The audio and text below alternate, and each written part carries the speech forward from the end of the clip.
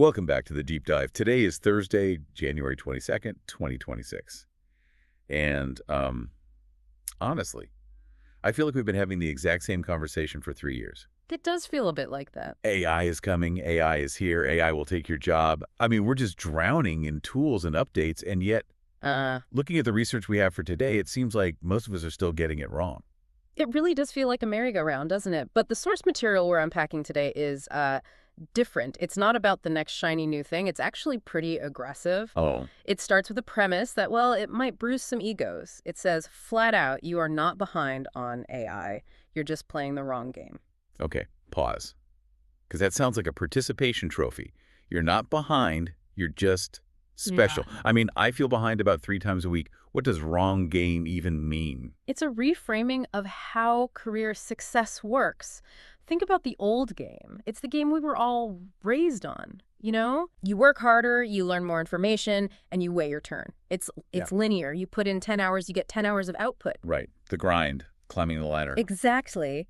But the new game, according to these sources, it just ignores capacity and focuses entirely on leverage. It's about shipping faster, compounding your skills.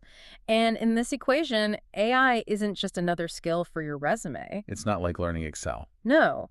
AI is the infrastructure. It's what lets you break that link between your time and your output. I have to play the skeptic here immediately. This sounds a lot like, that hustle bro content on a motivational poster. Work smarter, not harder. It feels like hype. That is a completely fair reaction, and usually I'd probably agree, but the research here argues that this isn't a philosophy anymore, it's a math problem. A math problem. And the math is scary. The sources highlight a really uncomfortable truth. Right now, there is likely someone with your exact same IQ, your exact job title, who is producing 2 to 5 times your output. Whoa, hold on. 2 to 5 times. That sounds exaggerated. If half my team was doing 5 times the work of the other half, I think I'd notice. But would you? We're talking about completed outcomes. And they aren't burning out, they're actually working less. How is that possible? They're not typing faster or drinking more coffee. They're doing it because they've built a system where AI does the heavy lifting. They have leverage. You're digging a hole with a shovel. They brought an excavator. Okay, so the mission of this deep dive isn't just talking about the future of tech. It's to figure out how I get that excavator. Precisely. Because if someone's really doing 5 times my work, I'm not just behind. I'm on my way to becoming obsolete. We need to move past the wow factor of, oh, look, the chatbot wrote a poem, and get straight to the how. So let's start with the basics. Why is this gap so big? The tools are available to everyone. I can log into Claude or whatever just as easily as the next person. So why isn't everyone a 5X producer? Because most people treat AI like a glorified search engine. And the source makes a fascinating point here. People don't fail with AI because they're lazy. They fail because their process is weak. Garbage in, garbage out. But more like vague in, generic out. AI rewards clarity. To bridge that gap, you have to redefine what AI actually is in this context. It's not a tool, it's not your replacement, it's a multiplier with 3 layers. 3 layers. Okay, break those down for me. The first is the thinking layer. This is for ideas, for planning, strategy, making decisions. Okay. Second, the drafting layer. This is what everyone knows, writing emails, code, scripts. And third, the automation layer. Workflows that just run in the background. I feel like 99% of people are stuck on that drafting layer. Write me an email to my boss. Exactly, and that just limits your leverage. You save a few minutes of typing, fine. But if you use it to think and to automate, you're saving hours of processing time. But that brings us right back to the fear, though. If I build these layers and the machine does the thinking and the drafting and the automating, what's left for me? Will I be replaced? We have to address that. And the sources, including data from the IMF and OECD, are very clear here. AI won't replace you. Yeah. But someone using AI effectively will. That's the classic line. But you look at the economy, you see layoffs. Is that just a slogan? It's nuance. The data shows the impact is on tasks, not jobs. A job is just a bundle of tasks, right? Maybe 20 or 30 different things you do in a week. AI just changes that bundle. Some tasks disappear. Some get way faster. And new ones appear. So my job title stays the same, but what I actually do all day gets rewritten from the ground up. Completely. So the winning move psychologically is to stop asking, will AI replace my job? And you need to start asking, which tasks can I make 10x faster this week? That's the pivot. That's the pivot. Okay, let's get into the how. The sources outline 3 levels of mastery. It's like a ladder of AI usage. Walk us through level 1.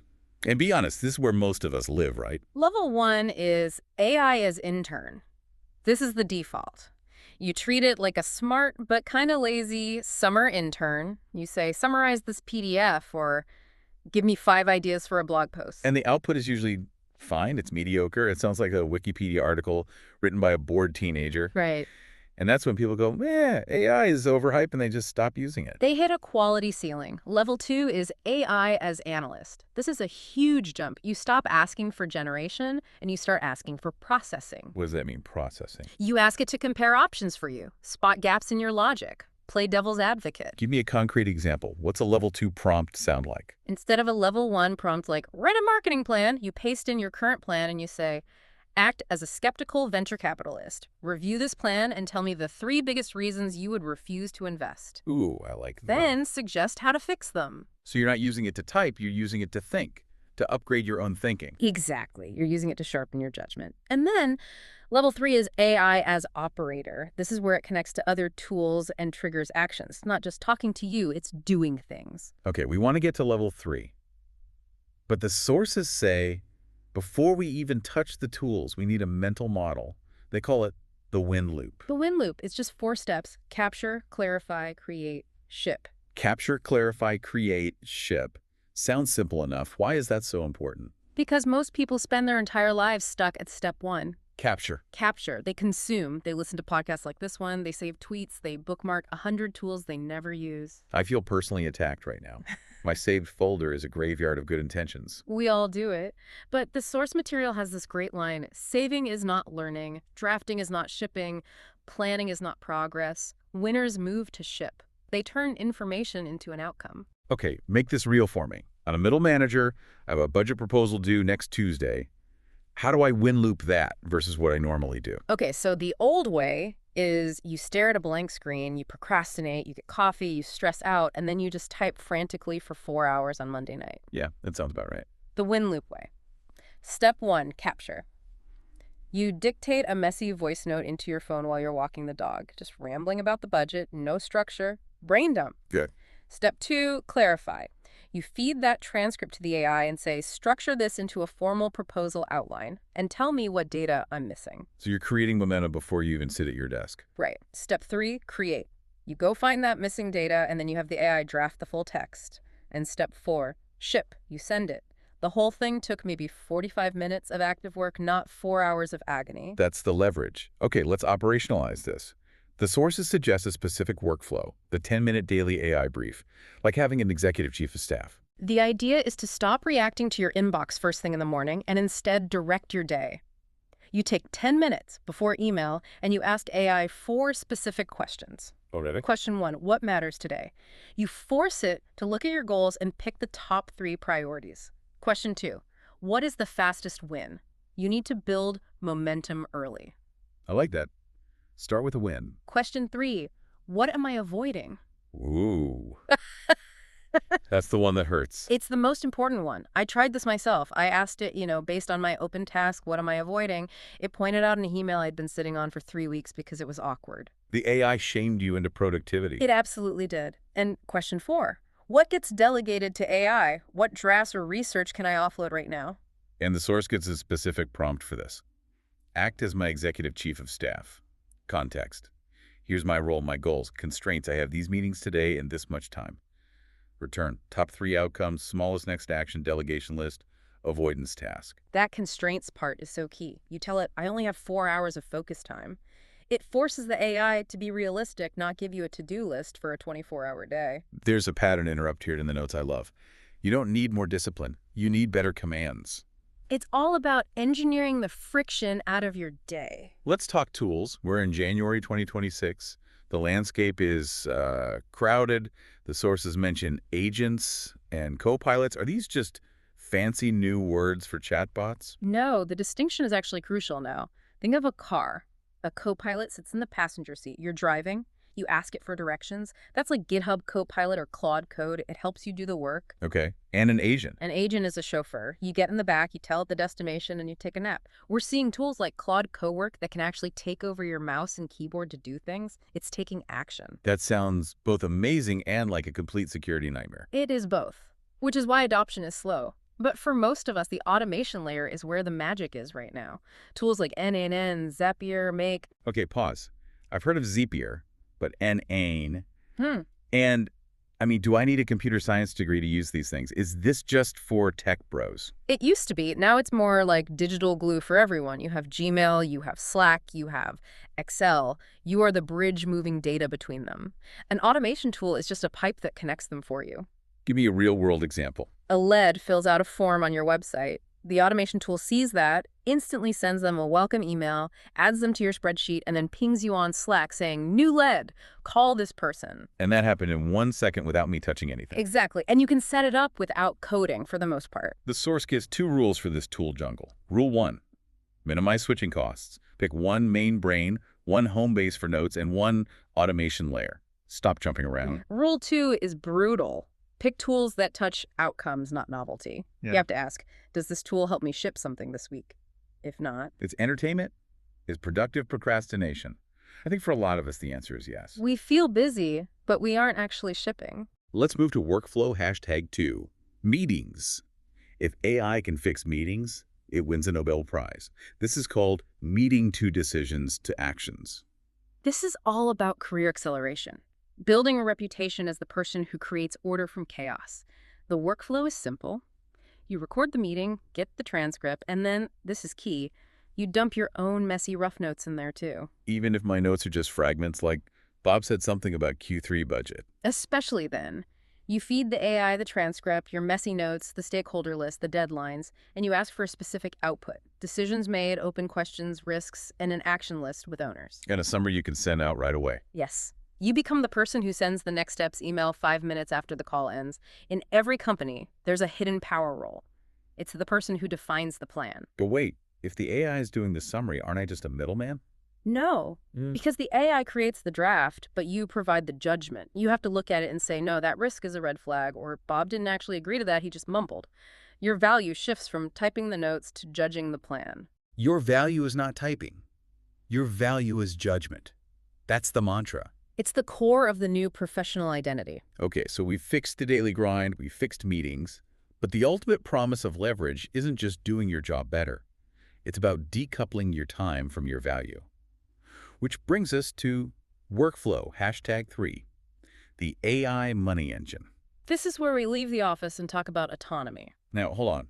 The moment I hear money engine, my brain goes to those YouTube ads promising I can make $10,000 a day with ChatGPT. Is this that? No. And the source is very careful to distinguish this from those passive income scams. This is not about magic money. It's about reducing the cost of experimentation. Okay, so how does it work? It lists 3 advantages AI gives you here: speed, polish, and reach. The process is pick a niche problem you know how to solve, create one simple asset, a checklist, a template, a script. Give me an example. What's a niche problem? Let's say you're an HR manager. You know new managers are terrified of their first one-on-one meeting. They don't know what to say. So you create a simple PDF, the new manager one-on-one survival kit. Okay, I have my idea. How does AI help me? You use AI to produce 10 different variations of that script. That's speed.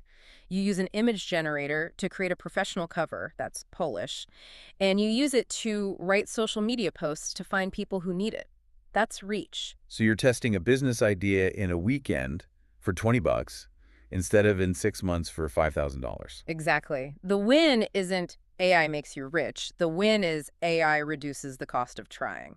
It just compresses the distance between an idea and actually executing on it. So even if you don't sell it, you've built an asset you can use to get a promotion or a new client. Right. You're building equity in yourself, not just renting your time to your employer. We've covered the workflows, but I want to zoom out to the psychological side of this. We mentioned the WEF 2025 report earlier.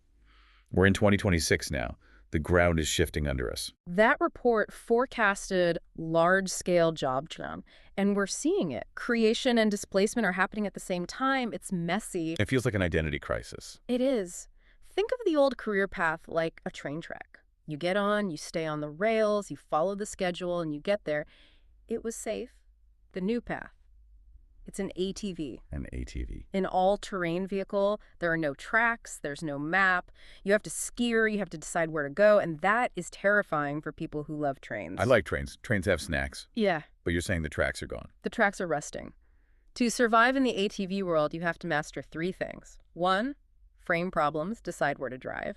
2, direct AI know how to operate the vehicle. And 3, own outcomes. Own outcomes. That sounds heavy. It is, because in a world where AI can generate infinite text and infinite code, the person who stands up and says, this is the final version and I take responsibility for it, becomes incredibly valuable. Because execution is what's rare. Exactly. In the old world, talent was rare. In the new world, execution is rare. Okay, we've laid out the theory, the fear, the tools, the workflows. Let's wrap with something actionable. The source suggests a 7-day challenge. Yes, we don't want you to just listen to this and then go back to your inbox. For 1 week, do 1 win loop every day. Capture, clarify, create, ship. Give me one last tiny example of a win loop. Capture a messy idea. Maybe a complaint about a broken process on your team. Clarify it with AI. Ask for 3 potential solutions. Draft a 1-page proposal. And then ship it. Email it to your boss. And just accept that it might not be perfect. Perfection is the enemy of leverage. Just complete the loop. And we want to hear from you. The interactive question for this deep dive is, what task do you want AI to delete from your life? I love that phrasing. Not help with, but delete. Is it scheduling? Writing summaries? We'll look at the answers and maybe build a future deep dive around them. And remember, if you want the specific prompts, like that chief of staff prompt, you can just save this episode or check out the transcript. Before we sign off, any final thoughts for the listener who's feeling that mix of excitement and terror about getting on that ATV? I'd just say this. The feeling of being overwhelmed is natural. But realize these tools are levers. You can stand there and look at the lever, or you can grab it and lift something heavy. You're not behind. You're just upgrading the game. Upgrading the game. I love it. Thanks for listening to The Deep Dive. We'll see you next time.